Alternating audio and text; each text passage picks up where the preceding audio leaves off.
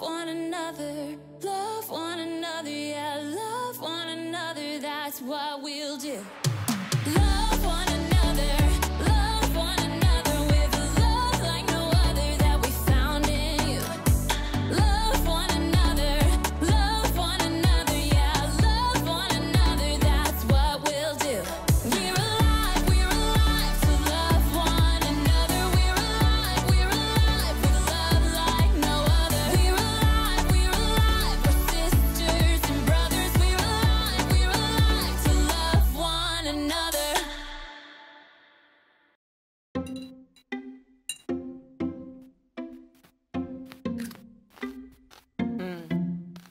Welcome to Story Lab. This week, we're talking about friendship. And we take a look at one of the most important things to keep a great friend. This episode of Story Lab is now in session.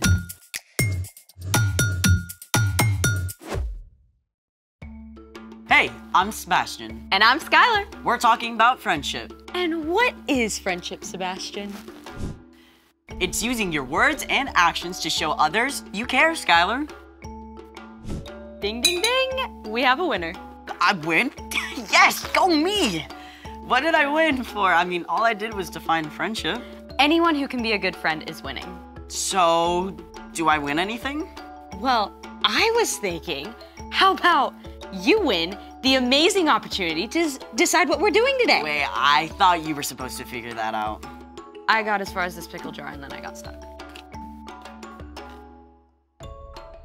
Look, I was really tired and then I decided to Google and then I got totally sidetracked by a cat video and I'm really sorry. Can you please forgive me? Stop right there. I need to fully take in this moment. What? The moment where you don't have everything completely perfect and put together. Mountaintop experience, huh? It's amazing. Okay, now you've had your little moment. Can you help us out with the situation that does not feel very harmony-ous? Trust me, my friend, I'm hatching a plan. Good. What is it? Oh, I remember doing this a lot as a kid. Tapping on a jar filled with brine? More or less. So, let's make it! Should I pour this out? Nope, keep that jar right there. Okay, yes sir. What are we doing? Step 1, line up 7 clear jars. It's easier if they're all the same size. Step 2, fill the first jar just below the rim.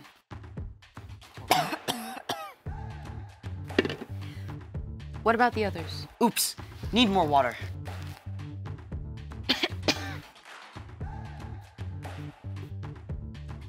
Okay, I'm back. Okay, so the second jar gets about a quarter cup less. Hey, what happened to my water? Oh, sorry, I didn't realize it mattered exactly You how drank much. the experiment? I was thirsty after all those pickles! You do the rest. Sorry. Okay, how much? Just a quarter cup less in each jar. I'll go get more water. Are we ready? You know, it should be possible to complete a scientific experiment without food coloring. Possible, yes. Fun, no. You don't have to add rainbow food coloring, but it can help you remember which note is which. See, we already have a green.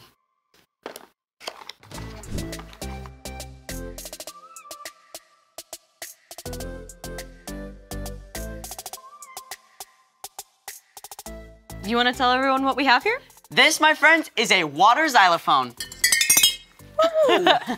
So cool. Can I try? I won't mess it up anymore. Promise. Okay, fine. Thank you.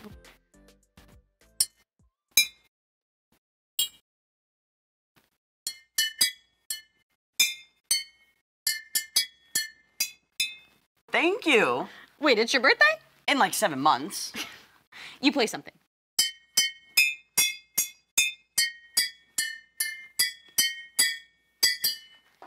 Is that Ode to Joy? I'm impressed. Okay, do it.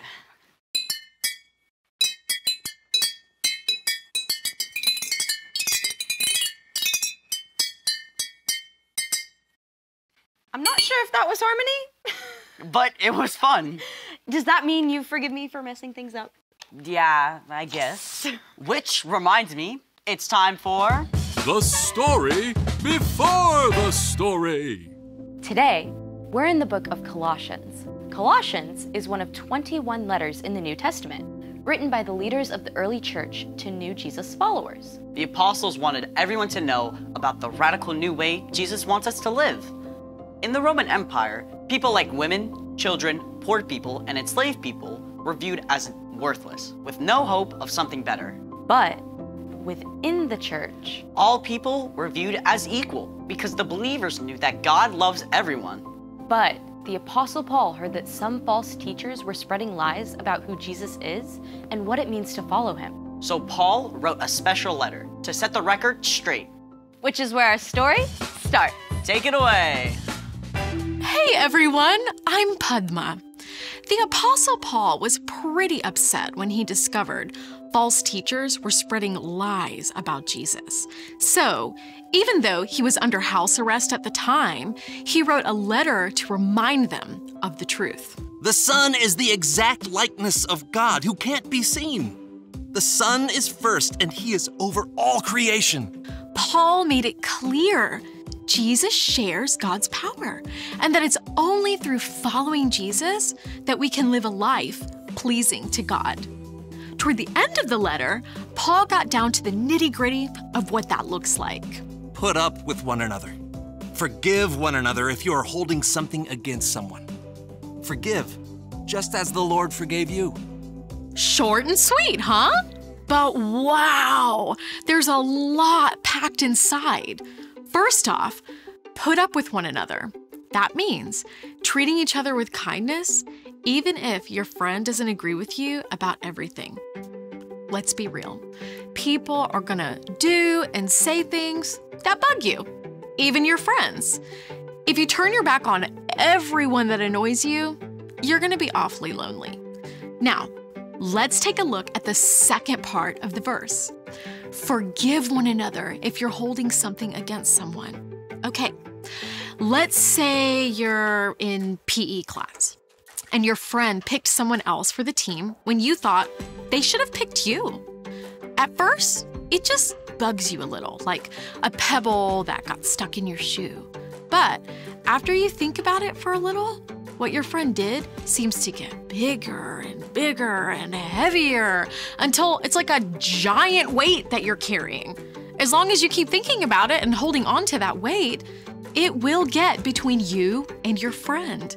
In fact, if you don't let it go, you may lose your friend altogether. Not only that, but holding on to this heavy weight takes up all your energy for doing other things too. Thankfully, God made a way for us to let go of whatever we're holding against our friends or anyone else. Paul wrote in his letter to the Romans, "But here is how God has shown his love for us. While we were still sinners, Christ died for us." God did not wait for us to get our act together before coming to rescue us. Instead, Jesus chose to give up his life for us while we were still a mess. God moved first to make a way for us to be forgiven.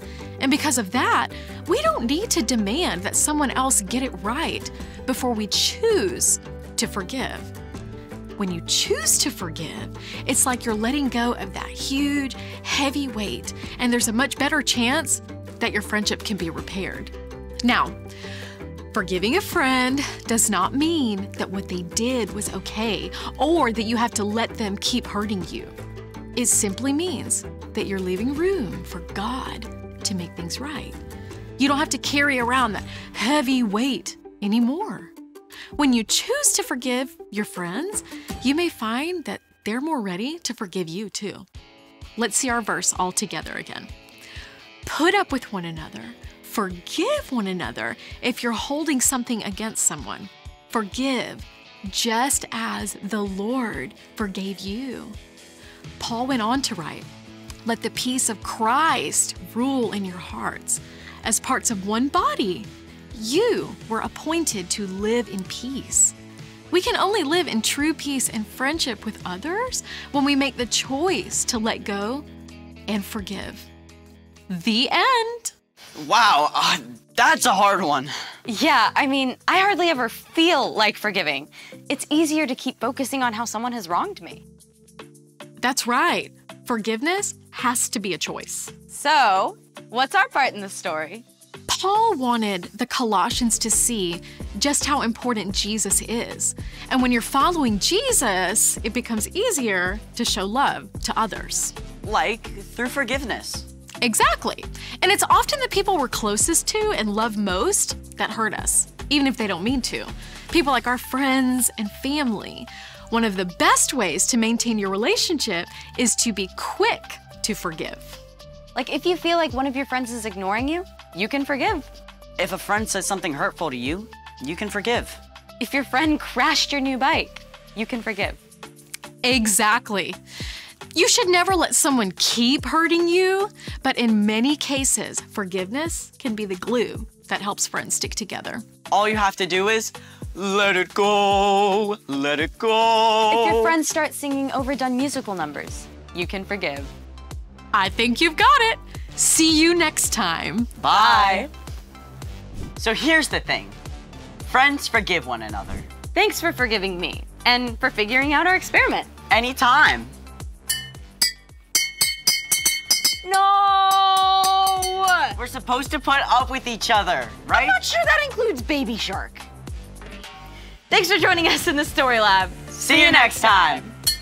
No Baby Shark.